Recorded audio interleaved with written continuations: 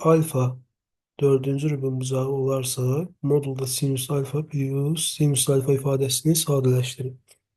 Biz bilirik ki, əgər alfa dördüncü rubin buzağıdırsa, deməli rüblər belədir. Birinci rüb, ikinci rüb, üçüncü rüb və dördüncü rüb.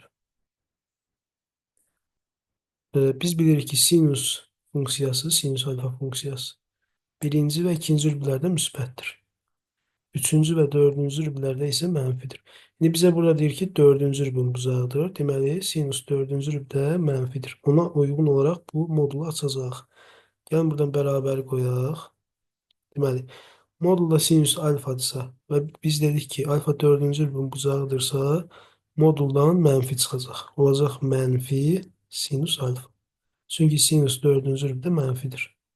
Plus ikinci olduğu kimi qalacaq. Çünki bu modulun tərkibində deyil.